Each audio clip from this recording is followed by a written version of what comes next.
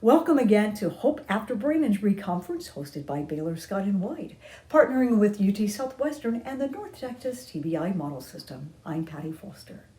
Coming up next, Dr. Anne Marie Warren. She is a licensed psychologist who is currently the Research Center Director for Behavioral Health for the Baylor Scott and White Research Institute. Her presentation will focus on defining resilience. What a word that is. She will include some information about what the research tells us about strategies, and she will offer some suggestions on how to increase that recovery after brain injury. So with no further ado, let's enjoy and dive into resilience and its impact on recovery after brain injury.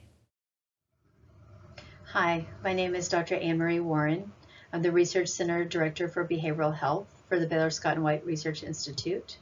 I'm also a licensed clinical psychologist, and I've been here at Baylor Scott and White for about 21 years. And during that time, I've had the opportunity to work with many individuals who've experienced traumatic injury, including traumatic brain injury. So I was really pleased and honored to be asked to speak today about resilience and the impact on recovery after traumatic brain injury. And you'll see this picture on the front of the slide is, if you're not familiar, this is our Baylor University Medical Center campus. So I think it's important to talk about what is resilience. That word gets used quite a bit. It's something we hear all the time on the news or on TV or social media. But there's actually some definitions of resilience, and I think it's important that we talk first about what is resilience.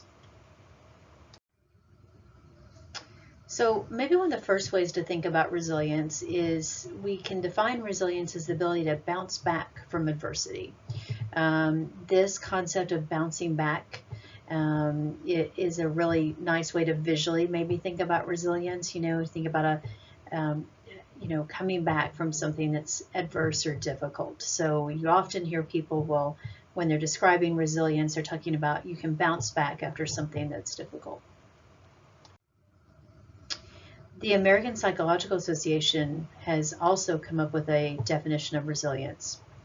And it's something that as psychologists, we certainly might think about it and describe it this way as well. And the definition by the APA is that resilience is when we adapt well in the face of adversity, trauma, tragedy, threats, or significant stressors. So it's that same concept as bouncing back, but it's also adapting. How do we adapt or cope in the face of these events? Also, when we think about resilience, the APA mentions this may include personal growth. So it's not just adapting or coping with something bad, but it's the idea that there may be personal growth as a result of something that's difficult. That personal growth could be growth in relationships with others, growth in decisions about career, growth in meaning about, kind of the purpose of why you're here. There's lots of ways that people can grow, but we consider that resilience is adapting and growing. Another thing that's important is that for years, there's been a little bit of a debate whether resilience is something that is inherent within us, like a personality trait, or is it something that we can learn? And I think it's probably a little bit of both, but it's certainly important to know that people can definitely increase their resilience. They can learn strategies, they can learn behaviors, thoughts, actions that can be learned and improved upon. So even if someone doesn't feel very resilient, we know that in fact you can teach skills and find ways to become more resilient in the face of something difficult. So probably one of my favorite definitions of resilience is by Dr. George Bonanno, and Dr. Bonanno is a psychologist, and he is a pretty famous resilience researcher, and much of his work looked at resilience in people after the 9/11 events. But he describes resilience as an individual's personal qualities and skills that enable them to flourish in the face of adversity or a disruptive event. So what he's taking it a step further, I think, and saying not only is it adapting or coping, it's really flourishing, it's really thriving despite having some adversity or traumatic event.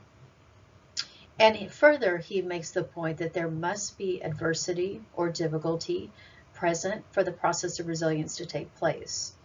So if there's nothing happening to us that's difficult, it's hard to gauge whether we're resilient or not because there's not been anything negative or a negative event.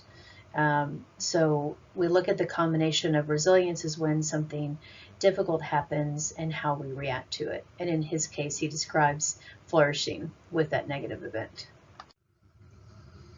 Now, Dr. Ashley Craig is a resilience researcher as well, a very famous resilience researcher. Much of his work has been looking at resilience in people with traumatic injury, particularly spinal cord injury. And I had the opportunity to hear him recently at the Rehabilitation Psychologist Annual Conference, Rehabilitation Psychology Annual Conference that was virtual this year. And his keynote talk was on resilience. And so he spoke about his description, what he believes from his research, what describes a resilient person. And I think this is really great. So the first thing he points out is resilient people typically have close relationships. So people who are resilient have people around them that they feel that they're close to, that they can talk to, that they can reach out to. He describes resilient people also believe in self-management and autonomy. So in other words, they believe they can meet their needs and also they can be relatively independent. Dr. Craig also describes that people who are resilient can be considered good problem solvers.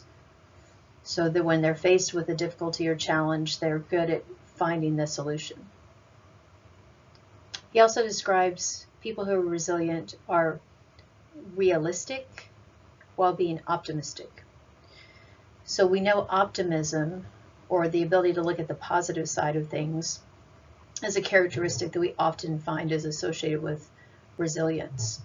But he points out that even being optimistic or hopeful, you can also have to sometimes be realistic. You can have the combination of both, the balance of being realistic about the challenges, but still being hopeful or positive about the outcome. I think his next point is also important.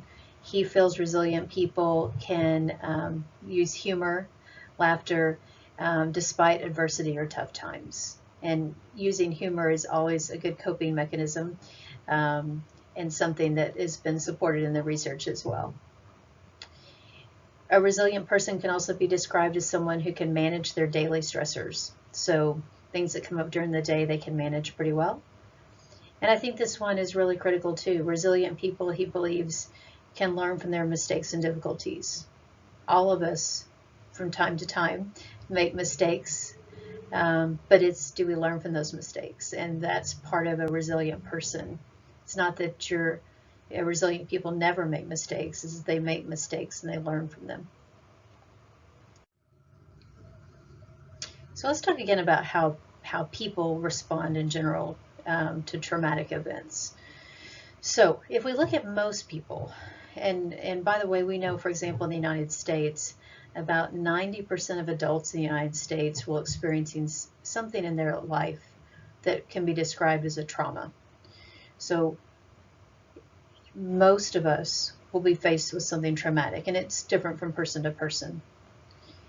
But most of us will respond to even the most extreme stressors with relatively little disruption in their everyday functioning.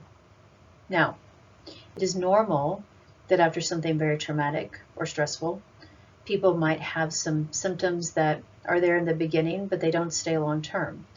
So for example, not sleeping well is one of the most common things people experience right after a trauma. Also, having some increased anxiety, having some sadness, having some depression. These things are all not uncommon right after a traumatic event. But for most people, they kind of return to baseline. They get back to how they were before.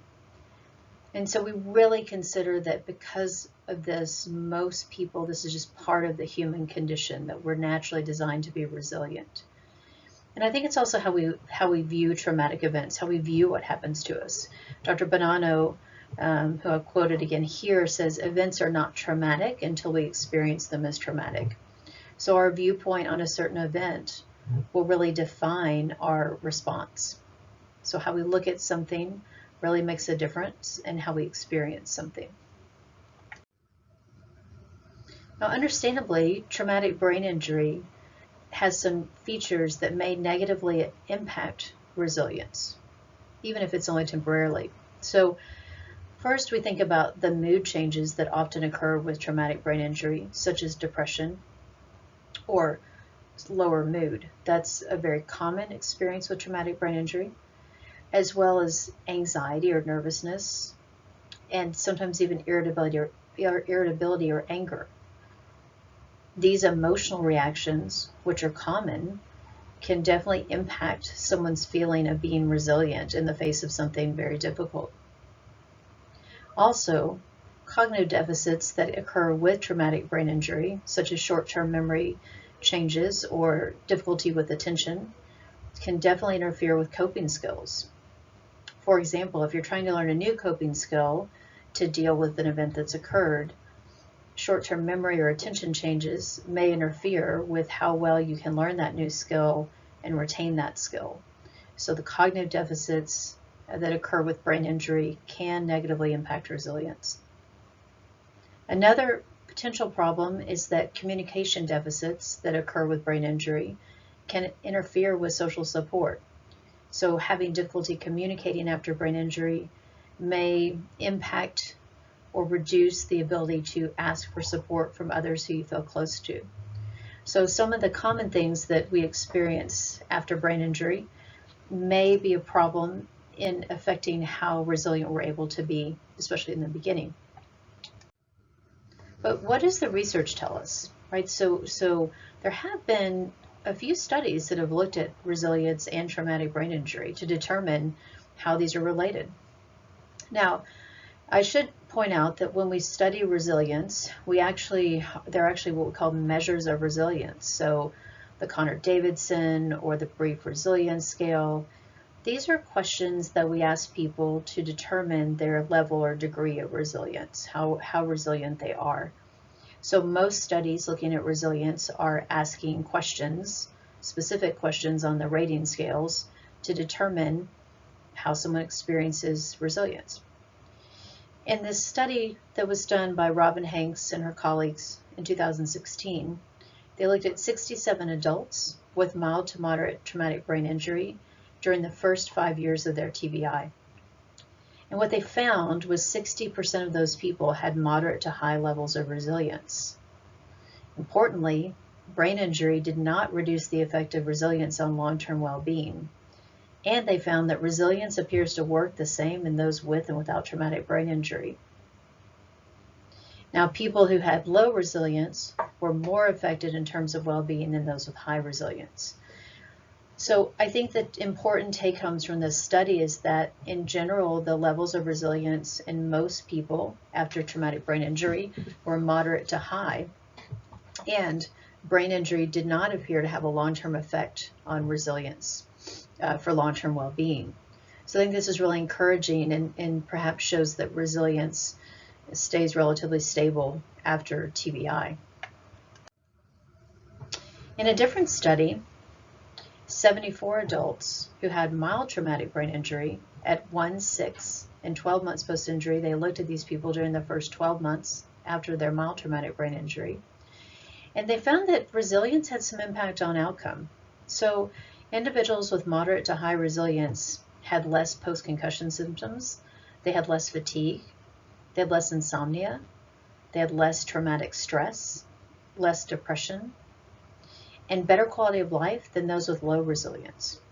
So what that's telling us is that if people had moderate to high resilience, they were going to have less of these kinds of difficulties, emotional, sleep, fatigue difficulties, in individuals who were identified to have low resilience. So resilience appears, the take home from this, resilience appears to have perhaps a protective effect for some of the symptoms that people experience after mild traumatic brain injury. We also know that care partners, the people that are helping someone with a traumatic brain injury, how is their resilience? There's been some studies looking at that too. And this study, the first study I want to talk about, found that individuals who were care partners who had lower resilience, they had more negative psychological outcomes. So they had more depression and anxiety, and they reported more care partner burden. And caregiver or care partner burden is defined as, and I'm reading the quote, the extent to which caregivers perceive their emotional or physical health, social life, and financial status are suffering as a result of caring for their relative. So there appeared to be a connection in individuals who had less resilience with a little more negative emotional experience, and they felt having more burden from the caring needs. However, in more recent studies, they found that resilience could be promoted or enhanced among care partners. And they suggested things like education, skills workshops, and social support to help care partners increase their resilience. Now, I'm going back to Dr. Craig, our resilience researcher I mentioned earlier. And in the talk he gave, he talked about, in his mind, after all his years of study, there's a couple of foundations of resilience, which I think are so important and anyone can do. So one of the first things he talked about was, depending on someone's ability, exercising regularly. And so if someone has a mobility limitation, that may change what they can do for exercise, but finding something you can do on a regular basis for exercise, he feels is a really important foundation. Another foundation he talked about was eat a healthy diet.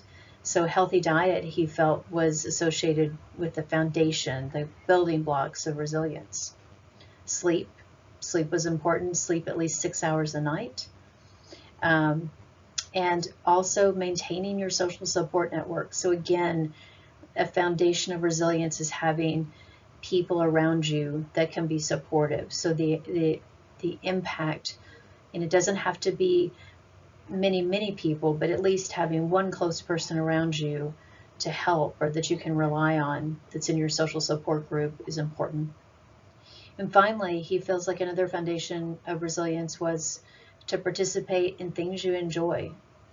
Sometimes you might have to change the things that you used to enjoy because of your injury, but finding things that give you enjoyable activities or meaning, or things that you just find happiness in, participating in those activities, he felt was also one of the foundations of resilience. So how to promote resilience, and some of these Dr. Craig talked about, and again, this is from just the research in general, but social support, I can't say it enough. We know being connected with others is really important to increase our resilience. Another way to promote resilience is to make every day meaningful. So every day have a purpose each day, and that purpose can range from something that seems sort of small to something big. It doesn't matter what that purpose is, but something that you can identify. Here's my reason for being here today. Also, promoting resilience is learning from past successes. I like to say to people when I'm working with them clinically, like, everyone has tools in their toolbox, and those don't go away just because you've had an injury. So what are the things that you've used in the past to help you get through difficult events in the past? And can you use those or modify those or change those to help you get through what you're going through now? Maintaining hope. And again, another word, we talk about hope, we talk about optimism. Maintaining hope is critically important in any situation. And for some people, ways they maintain hope might be their spiritual or religious practices. A lot of meaning and hope and optimism comes from our belief in something beyond us. Other ways to maintain hope are to find activities that bring you feelings of peace or happiness. And again, that can be prayer, that can be relaxation, that can be exercise. It can be just something that you find that gives you some hope and positivity during the day. And self-care is related to this. People, obviously with the previous slide, I talked about Dr. Craig and the ways he felt like self-care was important, getting sleep, eating healthy foods. But self-care is really just that. How do we take care of ourselves? How do we give ourselves time during the day to meet our needs, not just meeting others' needs? So by taking care of ourselves, that also helps promote resilience and take care of others as well. And finally, there's an app for that. So we know that there's a lot of great ways to do some of the techniques we talked about, like relaxation, enjoyable activities. I just put a few apps that a lot of people like to use and that I recommend to people, but there's plenty out there. Calm, Headspace, Virtual Hope Box. These are all apps you can use to help with relaxation, meditation, and positivity, to help promote your resilience. So with that, I will leave you with the references for my talk from today. And I want to thank you for listening, and hopefully this was beneficial to you. And remembering the take home from today is that we are resilient people, and we can find ways to promote and support and increase that resilience to help us get through any situation. Thank you very much.